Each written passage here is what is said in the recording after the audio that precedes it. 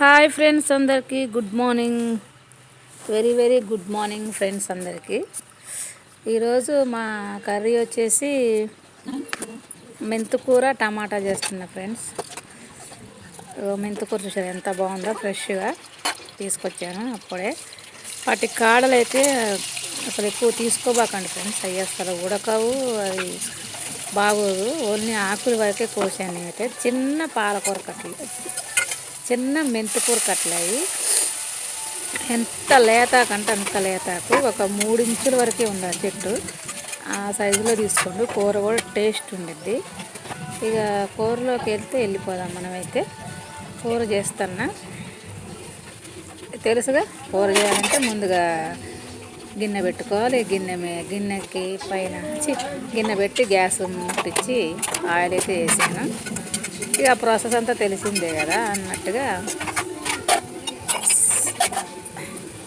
కూర అయితే చేద్దామని రెడీ అయిన ఫ్రెండ్స్. ఇక ఈరోజు కొద్దిగా లేట్ అయింది కర్రీ చేయడానికి.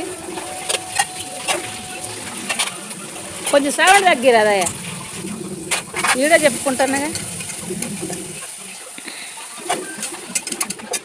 టమాటాలు కూడా వేసాను కదా, చూడండి. టమాటాలు వేసాను, మంచిగా నూనె వేడి అయినా టమాటాలు ఉల్లిపాయలు మగ్గిన గ్రేవీ లాగా వస్తుంది. ఇవి తేజకాయలు కూర అయితే.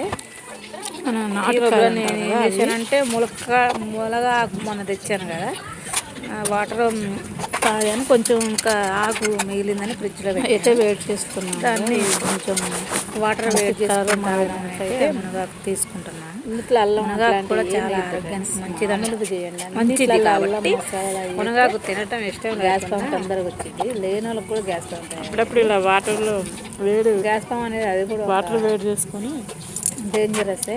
మునగాకు వాటర్ తాగండి, ఎందుకైనా తక్కువ చేసుకోండి.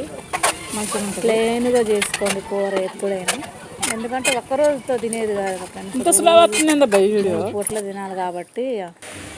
3 పూట్ల కూడా మసాలాలు అవి వేసామనుకో, అవైతే ఎక్కువ అయిపోతుంది.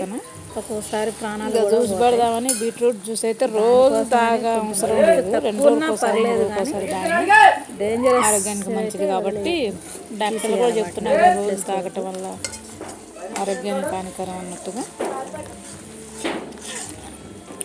నేను ఏం చేస్తానంటే క్యారెట్ బీట్రూట్ అవి ఉన్నాయి కదా,